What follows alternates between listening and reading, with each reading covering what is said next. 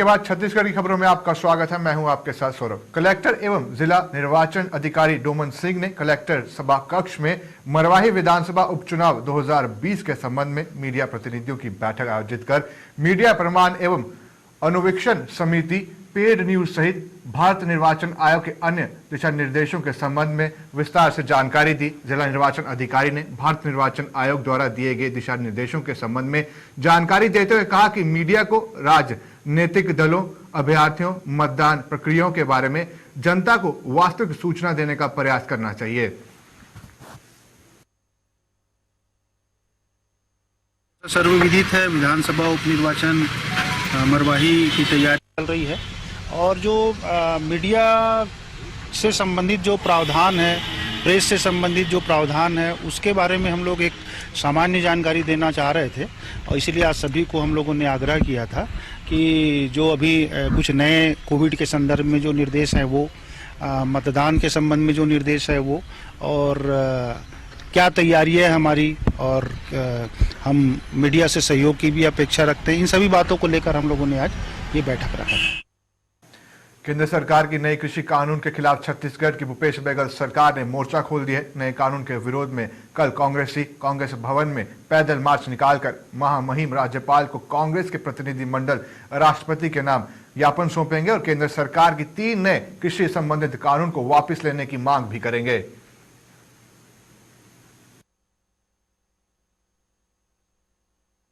प्रदेश कांग्रेस का एक प्रतिनिधिमंडल महामहिम राज्यपाल के पास जाके ज्ञापन सौंपेगा। प्रदेश मुख्यालय राजीव भवन से महामहिम राज्यपाल के निवास राजभवन तक यह प्रतिनिधिमंडल जाएगा। इस प्रतिनिधिमंडल में प्रदेश के मुख्यमंत्री माननीय श्री भूपेश बघेल जी, प्रदेश कांग्रेस के अध्यक्ष श्री मोहन मरकाम जी शामिल होंगे।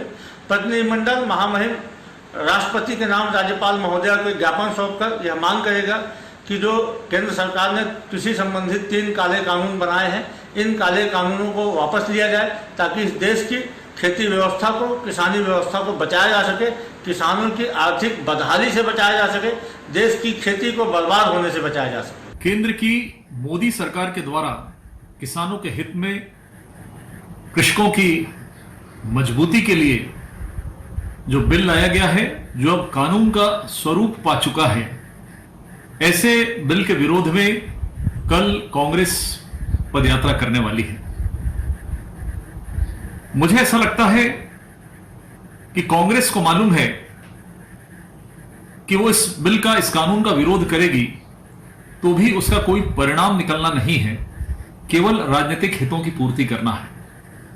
छत्तीसगढ़ की कांग्रेस पार्टी जो कल पदयात्रा या पैदल मार्च करने का जो उन्होंने निर्णय लिया है, यह विशुद्ध रूप से किसानों को बरगलाने और किसान नाम के पीछे पार्टी के कार्यकर्ताओं का आंदोलन करने का इनका यह निर्णय है।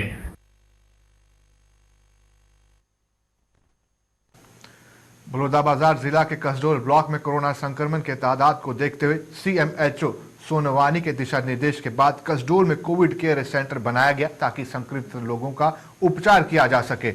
लेकिन मरीजों द्वारा लगातार खाने को लेकर शिकायत हो रही है। यहां तक कि कोरोना संक्रमित लोगों द्वारा कोविड केयर सेंटर के अंदर से खाने की वीडियो बनाकर खुद के साथ हो रहे आप बीती यहां पर वायरल भी हो रही है। लेकिन स्वास्थ्य विभाग लगातार एक ही बात करते नजर आ रहा है कि खाना सही दिया जा रहा है, पर तस्वीरें कुछ और ही बयां कर रही है।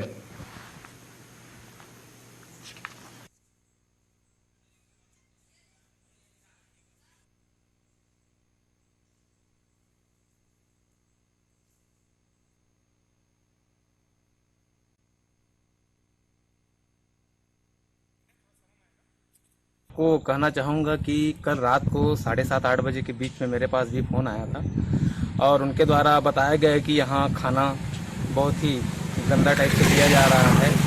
रोटी में अध पका हुआ रोटी दिया जा रहा है, सब्जी भी बिना पका हुआ दिया जा रहा है। ऐसा मेरे पास कल शिकायत आया था। आज मौके पर पहुंचे, क्या कुछ आपने पाया? जी हाँ, मौके पर मैंने खुद उनकी शिकायत को लेकर यहाँ जब कोविड सेंटर की खाना जहाँ बन रहा है हॉस्टल में, वहाँ मैंने स्वतः आकर खाना सब्जी सबको देखा है। खाना सब्जी थोड़ा सुधार लगा दूसरे दिन की अपेक्षा, लेकिन रोटी अधपका लगा और गुणवत्ताहीन लगा।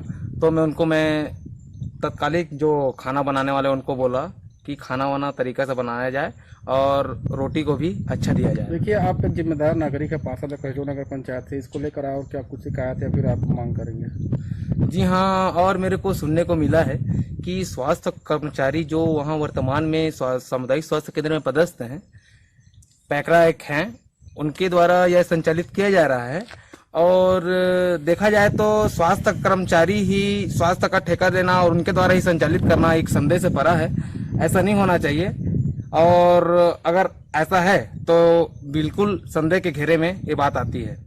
और रोटी को बोल रहे हैं उन लोग, रोटी जैसे थोड़ा सा पतला हो जा रहा है ना, फूलना चाहिए रोटी। हाँ, तो जैसे कि वहाँ स्वास्थ्य विभाग में जो मरीज है वो तो खा ही रहे हैं कोविड के आगे। जी जी, तो खाना आप भी लोग खा रहे हैं? हाँ, सेम सर्टिफाइड है खाना को लेकर? सेम खाना खा रहे हैं, लेकिन अभी सुधार के लिए चर्चा किए हैं चौहान सर से, तो मेनू टांग दिया जाएगा बोले हैं। और अभी लॉकडाउन चल रहा है, उसके कारण थोड़ा सा ना शांत है। लॉकडाउन जैसे खुलेगा तो पूरा सुधार कर देंगे और खाना को अच्छा से दिया जाएगा बोले हैं। कहीं ना आप मानते हैं सर कि खाना में थोड़ा सा गुणवत्ता ही है?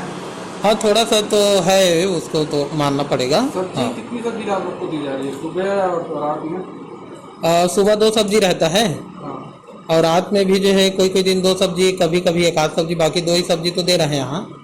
खाने की गुणवत्ता के लिए हम लोग हमेशा अच्छा देने का प्रयास कर रहे हैं और अच्छा भी दे रहे हैं। कुछ कमी बेसी हो सकता है, लेकिन हम बेहतर करने का प्रयास हमेशा कर रहे हैं और बेहतर देते आ रहे हैं। सर, क्या कारण है कि कोविड में जो मरीज हैं लगातार वीडियो बनाते हैं, खाना का वीडियो वायरल करते हैं? कुछ लोग अपने पर्सनल हित के लिए हो सकता है ऐसा कर रहा हो, लेकिन हम जहाँ तक देख रहे हैं, लोगों से बात कर रहे हैं और जो हमारे मॉनिटरिंग के लिए आते हैं राजस्व विभाग से, वो भी इस खाने के लिए संतुष्ट हैं। मरवाही क्षेत्र में भालुओं का आतंक लगातार बढ़ता ही जा रहा है। लोगों में खौफ है, लोग सुरक्षित नहीं है।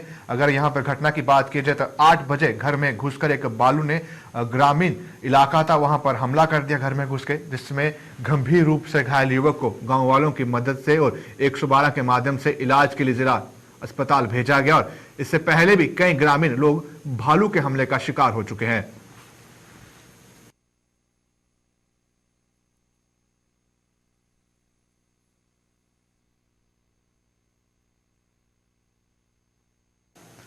नौ दिनों से चली आ रही संविदा स्वास्थ्य कर्मियों की हड़ताल खत्म हो गई है। स्वास्थ्य मंत्री टीएस सिंहदेव से मुलाकात के बाद एनएचएम स्वास्थ्य कर्मियों ने अपनी हड़ताल को स्थगित करने का ऐलान किया है। आज प्रदेश के करीब 13,000 स्वास्थ्य कर्मी अपने कामों में लौट जाएंगे।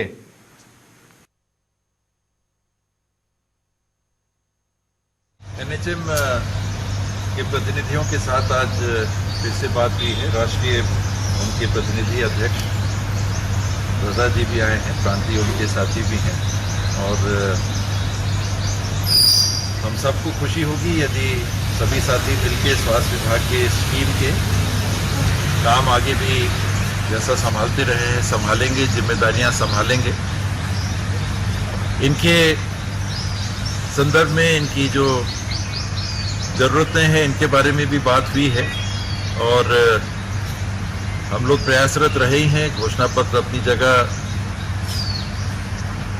काले सफ़ेद अक्षरों में लिखी हुई एक कमिटमेंट है जिससे पीछे हम लोग हट नहीं सकते, और मेरा सदैव यही प्रयास रहेगा कि जो बातें हैं इनकी जायज़ जो बातें हैं उनके लिए मैं पहल करता रहूं और इनको सकारात्मक परिणाम मिल सके। रायपुर में आज रात 12 बजे से लॉकडाउन खत्म हो जाएगा। राजधानी में हुई जिला स्तरीय बैठक में निर्णय लिया गया है। राजधानी में लॉकडाउन तो खत्म हो जाएगा, लेकिन कुछ शर्तें अभी भी बनी रहेंगी। कल से सभी दुकानें रात 8 बजे तक खुलेंगी। वहीं होटलों को होम डिलीवरी के लिए 10 बजे तक की छूट रहेगी। इस दौरान मास्क, सोशल डिस्टेंसिंग, सैनिटाइजर सहित अन्य जरूरी चीजों को रखना जरूरी होगा। 600 तक सीमित हो गया है, तो हम लोगों ने निर्णय लिया कि अभी जिस तरीके से परिस्थितियां हैं, अब लोग अब इसको समझ चुके हैं कि डिस्टेंसिंग मेंटेन करना है, मास्क लगा के चलना है, भीड़ भाड़ से बचना है। इसलिए निर्णय लिया जा रहा है कि कल से लॉकडाउन खोल दिया जाएगा। रायपुर के राजधानी के लगभग सवेरे से लेकर निरंतर पहले हो रहा था कि अलग अलग दुकानें अलग अलग टाइम में खुलती थी, बंद होती थी, इस तरीके से निर्देश दिए गए थे।